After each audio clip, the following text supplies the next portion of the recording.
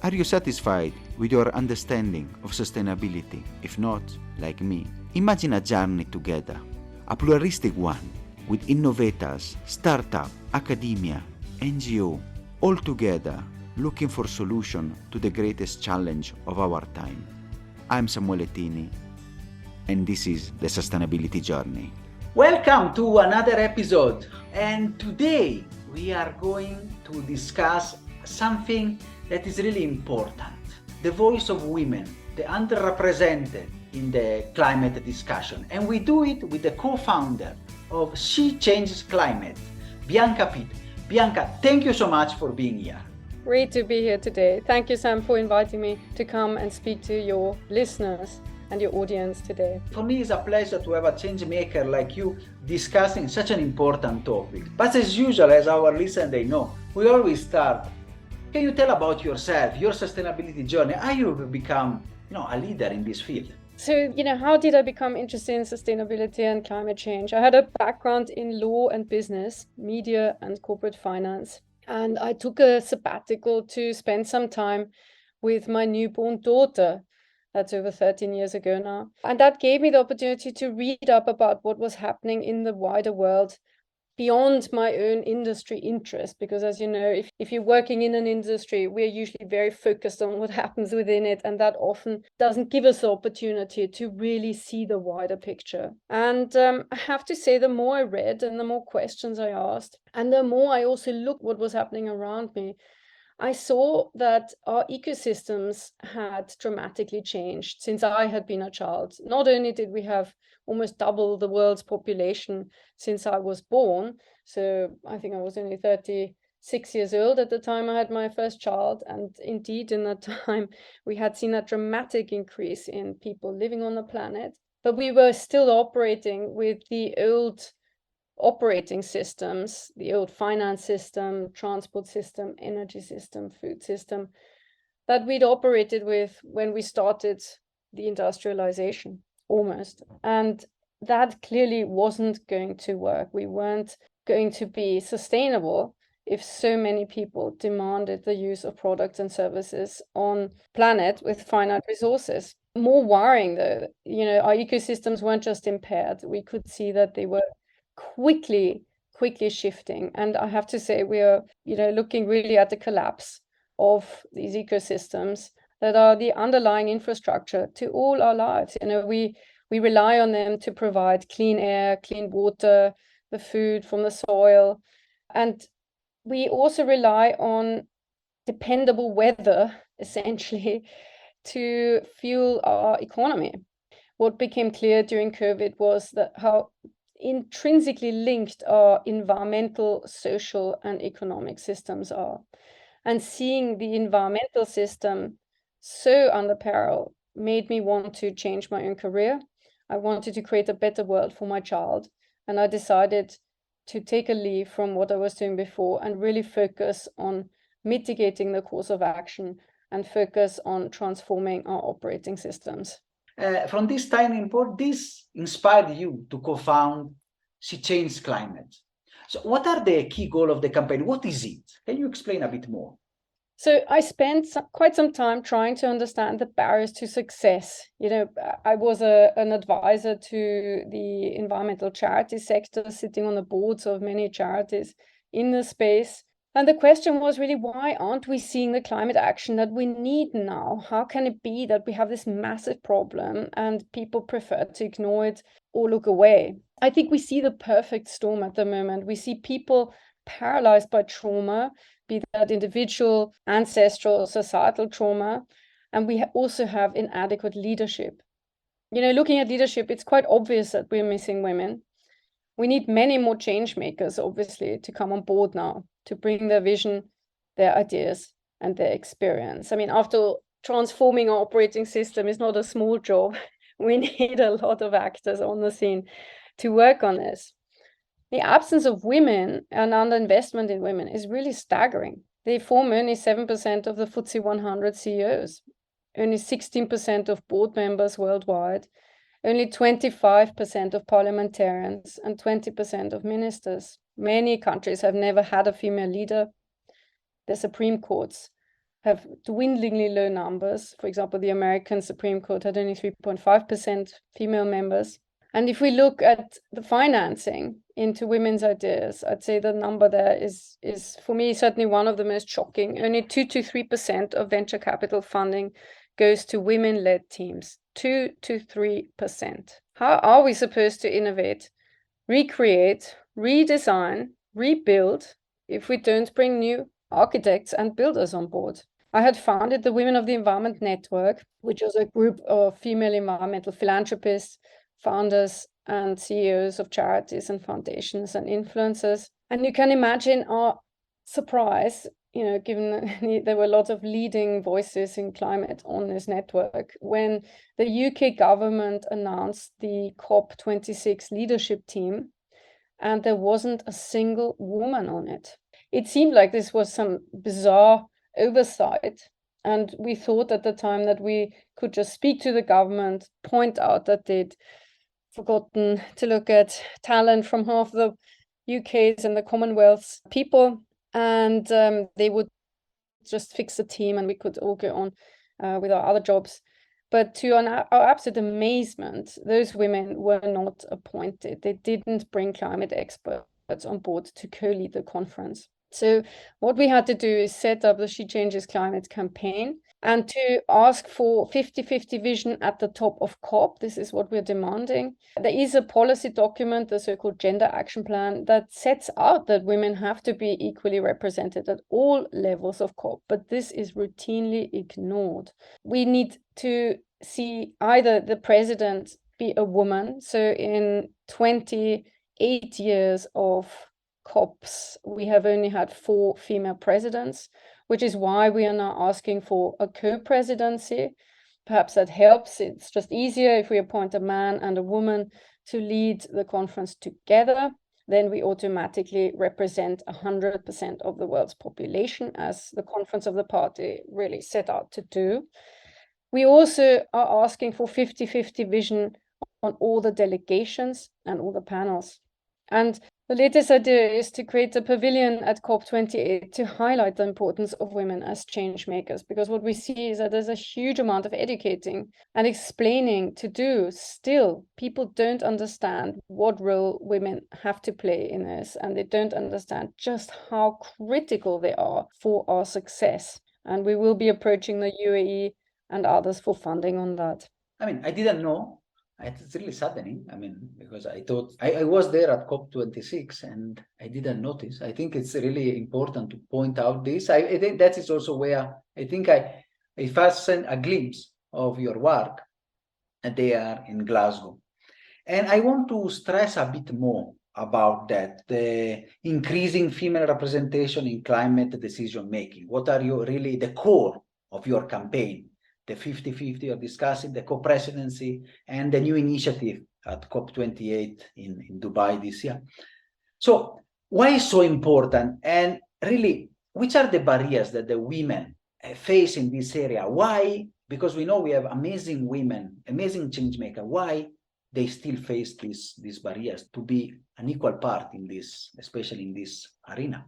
I think the problem is that we've become so used to this male-led society. We have had, according to researchers, we've had 10,000 years of a patriarchy, and it's our default mode to simply choose the man. All the research shows that men are always the first to be chosen for pretty much everything. Even women vote for men. When it comes to reposting people on the internet, they won't repost what women say, they will repost what men say. And it is absolutely staggering to see this bias that we are operating in, men and women. We have all the same view, basically.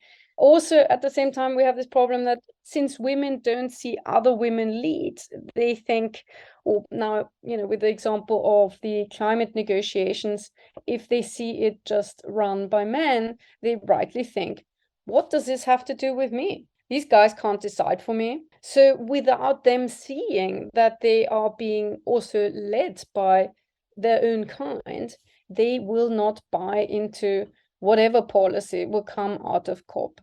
And we need them for the implementation of the policies. We know that, particularly because women work on the ground in communities. They play such an important role as community leaders. So we've got to invite them also into the decision making. I think given that we have so far mainly operated without women taking the lead on decisions at COP, means defining the narrative, framing and agenda. That means we're operating in a blind spot in which really only masculine priorities are heard. We're now at COP28 and emissions are still rising. I mean, we're now witnessing an extinction event. What more evidence do we need that our existing leadership structures are not sufficient, right? The climate emergency is a direct result of our social inequalities. It's the result of excluding the voices of the many. And research confirms this. It's not only fair, but also smart to have women in leadership. But they have a material effect on climate policy and policy implementation. Whether it's on boards or in governments, they're more likely to ratify environmental treaties, they're more likely to protect habitat. Their spending, women spend differently to men. They go for lower carbon products and services. It's absolutely fascinating to see even that broken down to the individual level. Women take different choices, more environmentally friendly choices, but the barriers are clear. The barrier is simply that are socioeconomic in parts, so they don't have the funding to make themselves heard. They struggle with all the other duties that they have, caring for the young, caring for the old, usually unpaid. 75% of the world's unpaid care work is provided by women. So they are really, really busy. And if we don't free them up, that means also let men take over some of the roles that women have traditionally taken. We are going to really struggle to empower them and get them into play here.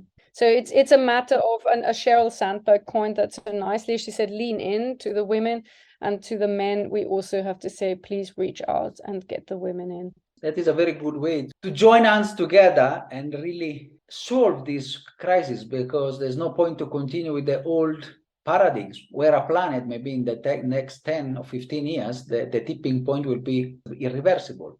So with a dying planets, the old paradigm, they are losing. Not only they should not be there. Actually, we have now to put ourselves at work, and we should have done, I think maybe a decade or 2 decades ago. And that's why it's important, I think campaign like yours and the work you're doing, they are trying to really push towards achieving this goal. And you started at COP26, now you are going to talk COP28.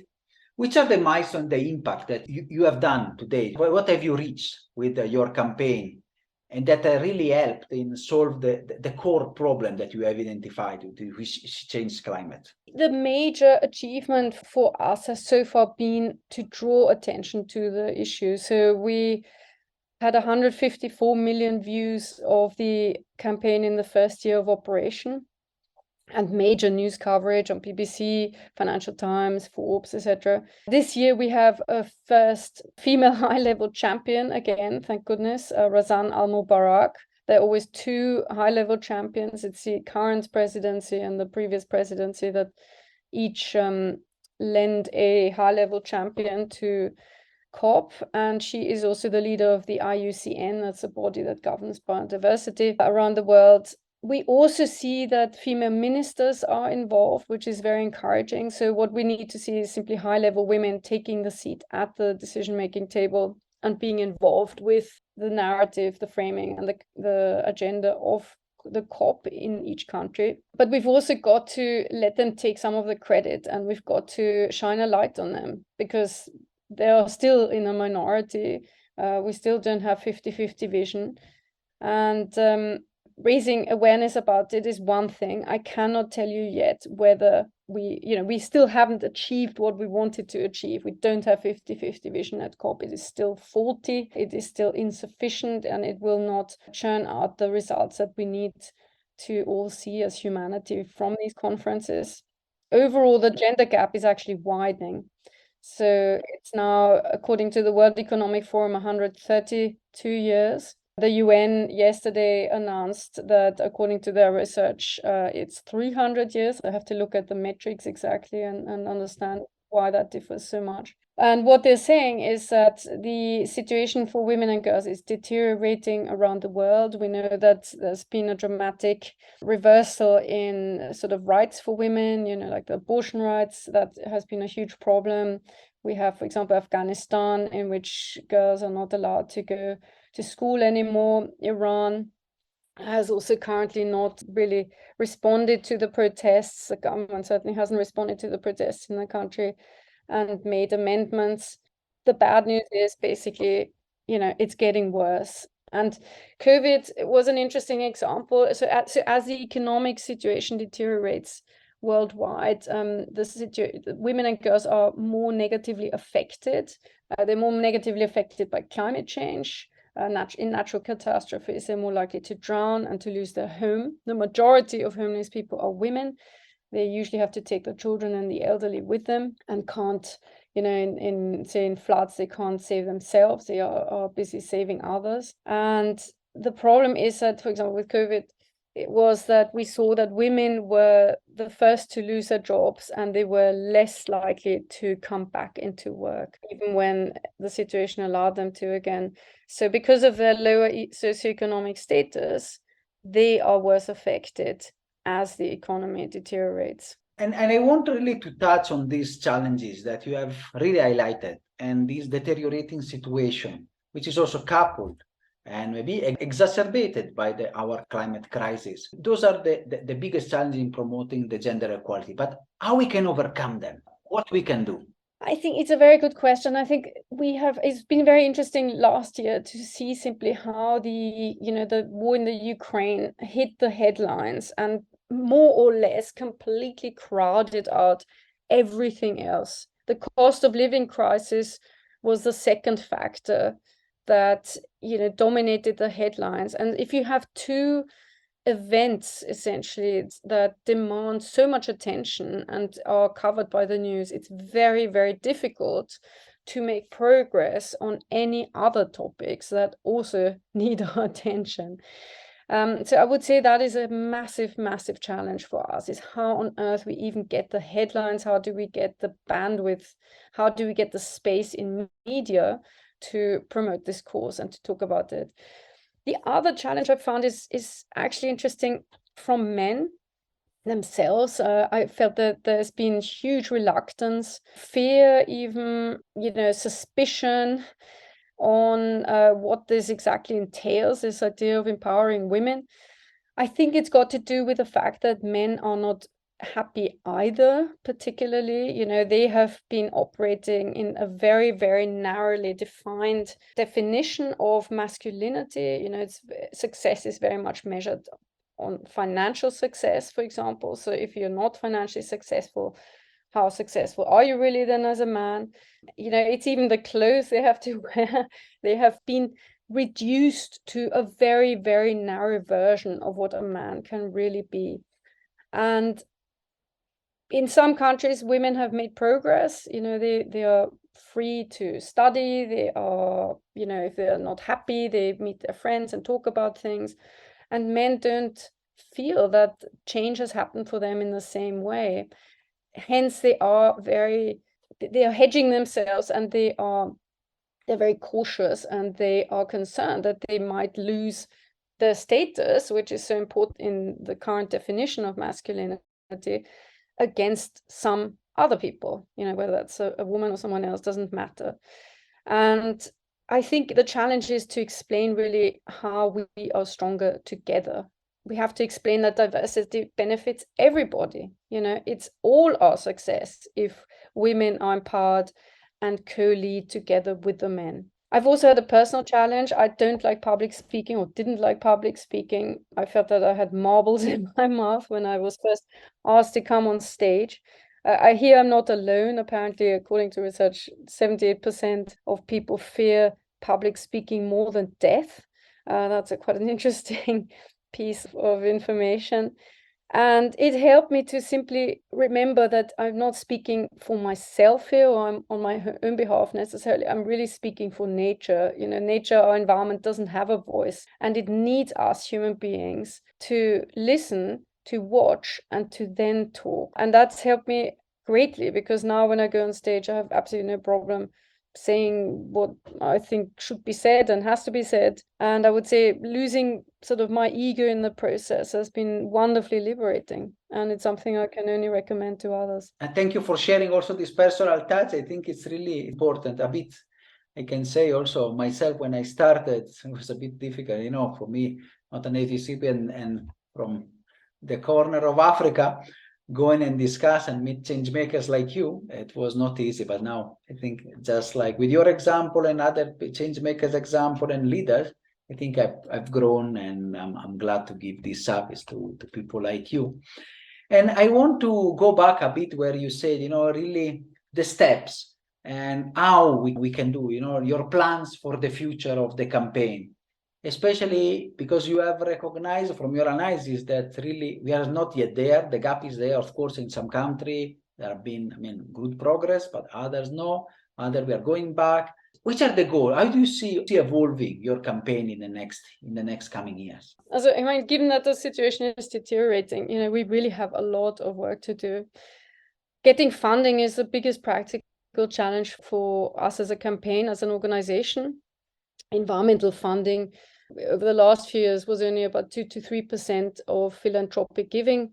And when it comes to women at the intersection of climate, that dwindles down to about 0.01%, according to some research. I think what's really important for campaigns like ours, and I think is important generally for companies, for organizations of any kind, is that we now listen. We really start listening. We have to listen to nature and the environment. We have to watch what is going on. We have to listen to people who are working on the ground, the people who are actually affected by climate change, who are made homeless, who lose their livelihoods because they can't work on the fields anymore and harvests fail. They are displaced. They lose beloved ones. You know, we will see a deterioration in our overall security and an increase in, unfortunately, in conflict as resources get fought over. And our role is to listen to the people on the ground and to then translate that, to make their voices heard by leaders in government today, and also the finance industry and other industries that are absolutely vital for keeping the operating systems going, essentially, and improving the operating systems, as I mentioned earlier, to translate that and to bring that to their attention. So very much we work with a top-down, bottom-up approach. We work with existing leaders, and we also bring up women who are working on the ground, environmental defenders, who perhaps don't have an audience and who don't get heard in the worldwide press, or who can't come to COP if you're not chosen for your delegation, your country delegation, and there are very few people who are chosen for this delegation. It's very difficult to go to COP. It's very expensive. People don't have the funding. Sometimes they can't even get a visa to leave their country or passport. And it's our job to help these people come to these international climate negotiations, because if they are not in the room, then we leave the field to the fossil fuel industry. And why is that? Because the fossil fuel industry, if it was a country, it would form the largest delegation at COP. There are so many executives from the fossil fuel industry, the lobbyists, that it would crowd out all the other voices and all the other agendas. So humanity has to be represented at COP. Otherwise, it'll be left in business interest hands only. And going there, I think, thank you for this analysis. And I want to go there now we are approaching the end of the episode. We will discuss even more with you, but I'm sure we want also to see in the future what are you going we see maybe in for coming episode and discussion. I want to go and discuss now. I am somebody in the audience. I know I recognize these problems, but what I can do, which are, Bianca, advice how an individual that listens to us can play a role? I mean, Sam, as you know, every one of us is called to be a change agent, right? I mean, looking out for women can start at home, really, looking out for one's wife, one's daughters, mothers, sisters. On social media, it's a matter of amplifying their voice. Are you reading what women are posting? Are you connected to women? Are you reading what they say? Do you read books written by women? Do you read books or articles, that write about women's choices, women's experiences, their vision? What do we know about women, really, is a big question. When it comes to voting, are we actually giving fair chance to female candidates who are trying to step into that role? As a campaign, we are campaigning with the help of volunteers. So we welcome any pro bono work that anyone wants to give. We have had people from the finance industry, advisors, and from the creative industries. And that is hugely helpful. We are a co-created campaign, and we were designed to be an owner-less campaign so that everyone can run their own She Changes Climate campaign. If you're a business leader, for example, you can do a screening within your company to talk about this subject, and you can, for example, create a She Changes Climate campaign within your own company, which looks at women and also climate. We're creating an ambassadors network, and we are inviting participation. We have also had some men join, which is really exciting, and we want to see it grow. So you're very welcome, if you are a champion of women, to come and join this ambassadors network. And I would say, grow your own, grow your knowledge about the subject, use your listening skills,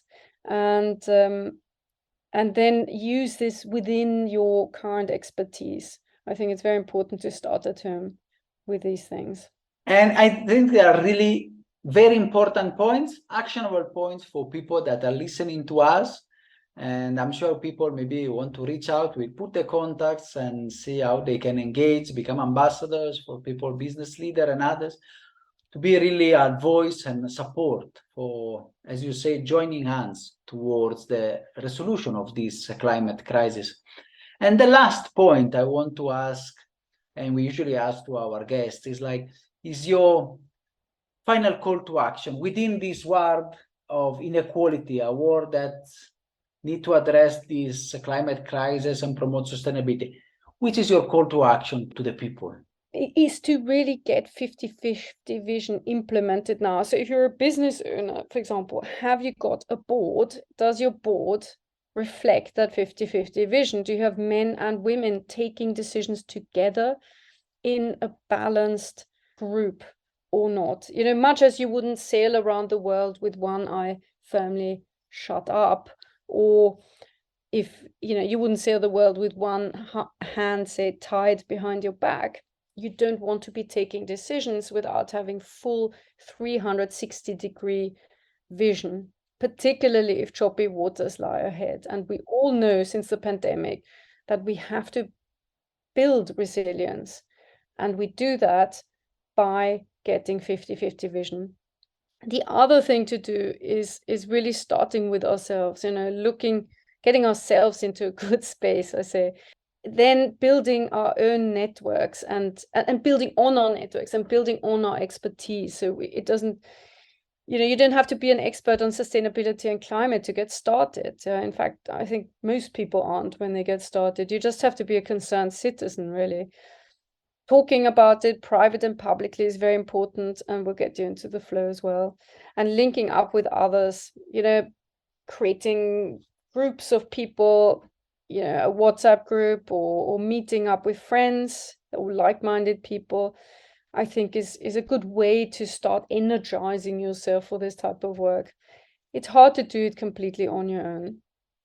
And then not everyone's a founder or feels that they have entrepreneurial skills, but sometimes we find it easier simply to take action if we are a group and work together. So I co-founded She Changes Climate. I definitely wouldn't have done it on my own. I didn't have the risk appetite, and it helped to simply I had a group, an existing group, and someone in that group suggested we set this up, and we did it together. We shared the workload.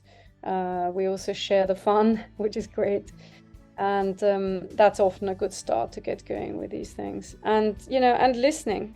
Again, listening to others, into ourselves and to nature.